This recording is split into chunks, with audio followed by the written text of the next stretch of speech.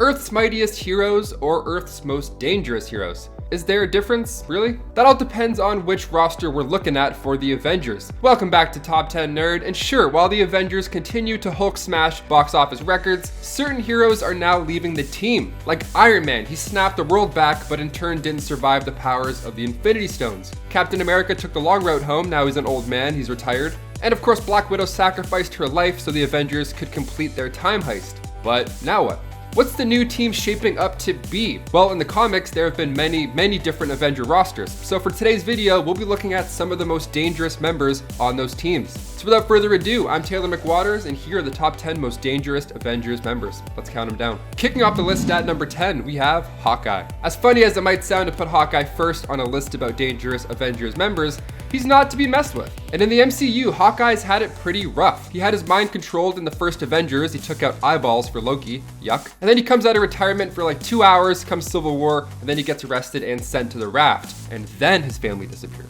So we catch up with Clint 5 years after Thanos snapped his dirty fingers, and we find him in Tokyo, and he's not the same guy that we once knew at all. He's taken out criminals, this time he's doing it the hard way, and he's suited up as a different character altogether. He's back this time as Ronin. And this is a dark time. He takes out so many people, and he takes them out violently as well. He uses his skills to do it in such a brutal assassin way. I mean, I know you're upset because your entire family disappeared while you were eating hot dogs with mayo. That's fair, but so was the rest of the world, okay? They were affected too. Stick to the arrow, leave the hood and the sword down. Stay Hawkeye, stay nice. And before we continue on with this list of dangerous Avenger members, guys, if you want to go ahead and give this video a thumbs up, that would mean a lot. It helps this channel out so much. You guys are awesome. Thank you so much. Now let's get right back into this list. Number 9, Bucky Barnes. Near the end of World War II, Bucky and Cap were trying to disarm a bomb on a plane while taking down Baron Zemo. Now the bomb went off, hurling Steve and Bucky into the freezing waters, and well, as for Cap, you know his story. He remained frozen, came back out of the ice years later, still mentally and physical at his peak, but this wasn't the case for Bucky. His body fell into the freezing waters, and at the time, a Soviet spy submarine was in the area crossing between the English Channel, so they scooped him up, made him a fancy new metal arm, brainwashed him, and turned him into a brutal assassin with the help of Hydra's own super soldier serum. He joined the Avengers officially in the New Avengers issue 48. Now, Bucky is of course considered an Avenger now in the MCU, but during the Civil War storyline, we saw just how brutal he could be as an assassin. He took out all of the Avengers once he broke out with Zemo's help. Number 8, SENTRY. He made his first appearance in SENTRY issue 1. Meet Robert Reynolds. He was a struggling addict who made his way into a laboratory and discovered something called the Golden Sentry Serum. And then he got the surprise of a lifetime when he was given the power of 1 million exploding suns. Now that plus a homemade costume equals superhero. Sounds pretty good. But he's a quite dangerous superhero. I mean, of course, the whole million sun thing. Robert fought alongside the X-Men, the Fantastic Four, and then of course, the New Avengers. Things changed for Robert when Norman Osborn decided to put together a team of his own. This was the Dark Avengers where he made the switch. Sentry's a pretty powerful being as well. I mean, he was once a horseman of death, where he even considered himself as the heir to Apocalypse, so he's up there.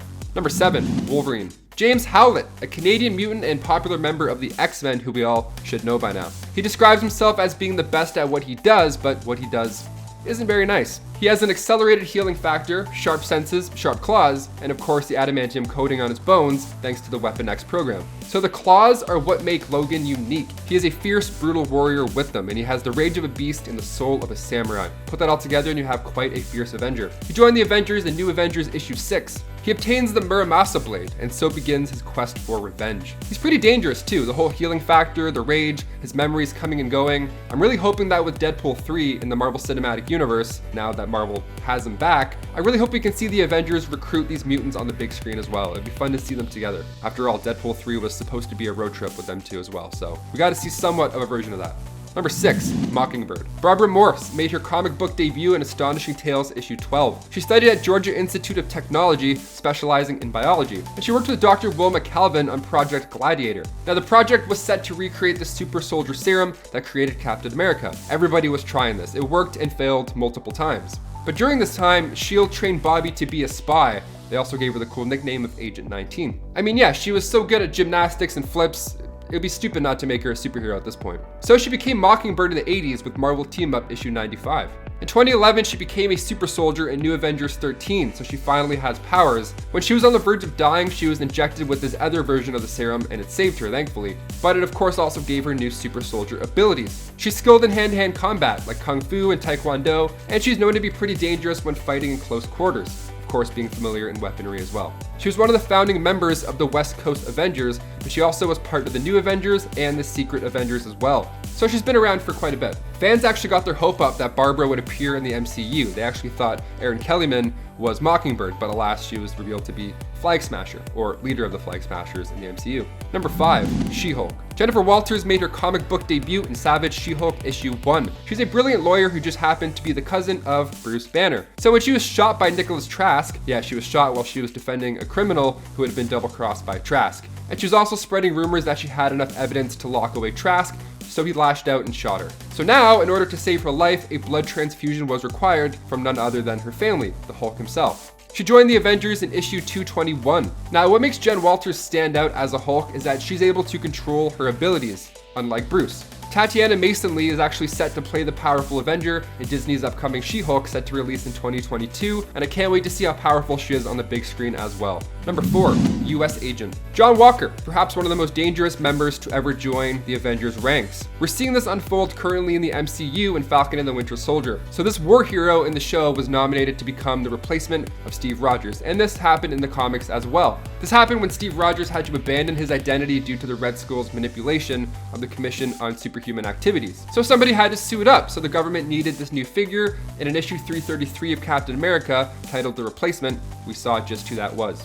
He took on the role of Captain America briefly, but after he left, he returned again, but this time in his own version of a blacked out Captain America suit, and the shield is also less spangly. He comes back as US Agent and he's put to the test. He's forced to battle an Ironmonger, and he wants to take it down alone, because, you know, he's cool. The shield seems to work out for him pretty well, and in the comics, it was actually Taskmaster who trained him how to properly use that shield, who we have yet to see in the MCU because Black Widow is still delayed. Now yes, eventually he did join the Avengers. In West Coast Avengers issue 45, the government wanted an official in there to make sure all was running smoothly, so they sent in John Walker. I feel like the finale for Falcon and the Winter Soldier is going to be the introduction of the Thunderbolts, and I really hope US Agent joins a version of the Dark Avengers, because he's an amazing actor. I'm not quite done with him yet. Number 3, Quicksilver. The twin brother of Wanda Maximoff. I figured it was a great time to mention this speedy Avenger. Pietro Maximoff is the twin brother of Wanda, and in Avengers West Coast issue 57, he joined the team. Now, Pietro had been trouble for the team for a while now. I mean, he convinced Wanda to do what she did in the House of M storyline. He's framed the Avengers for treason at one point,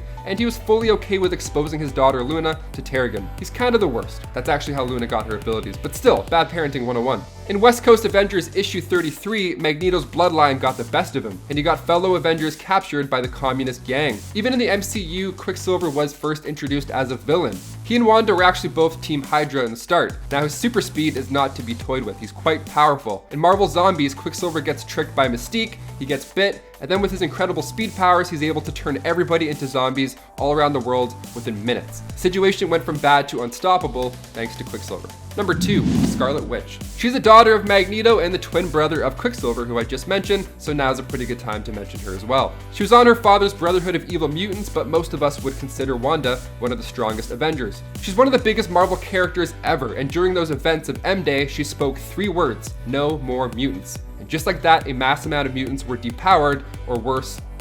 Now that large number was 986,000, so only leaving a couple hundred left. In the MCU as well, we just watched Wanda go through quite the trauma. In WandaVision, we saw this over the course of 9 weeks, where she had a mental breakdown kind of similar to M-Day, and she trapped Westview in her hex. Now, of course, by the end of the show, she frees everybody and things look pretty back to normal-ish, but with that after-credit scene of her studying the Darkhold, and with the given knowledge that Wanda is in the next Doctor Strange movie, I feel like we've only scratched the surface of the Scarlet Witch's true abilities. And finally, coming in at number 1, we have Vision. Of course, Wanda's hubby, android hubby. The Vision is an advanced android to say the least. I mean, he came back from the dead in WandaVision and now he's matching his West Coast Avengers look more than ever, that all-white android look. He was first introduced in Avengers issue 57, created by Ultron using parts of the original Human Torch and the mind of Wonder Man. a little different than the MCU. He then turned on his original creator and joined the Avengers. In the MCU, he's created for Ultron's new body, but with the addition of the Mind Stone and a little bit of Jarvis, we now have this android Avenger. But during the Secret Empire storyline, Vision was part of Hydra's Avengers when they were taking over the world. He used an AI virus to take him over, he being Arnim Zola. A robot gone rogue is quite compelling, especially when he's as strong as the Vision.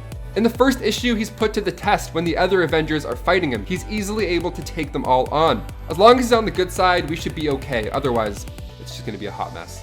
Well guys, there you have it. Look, there have been many superheroes coming and going with the Avengers, and with the way the MCU is running currently, it feels like the end is, well, nowhere in sight. So with many other heroes to bring in, we're pretty excited to see these dangerous members hit the big screen again. I've been your host, Taylor McWatters. Thank you so much for watching Top 10 Nerd, and we'll see you next time. Peace.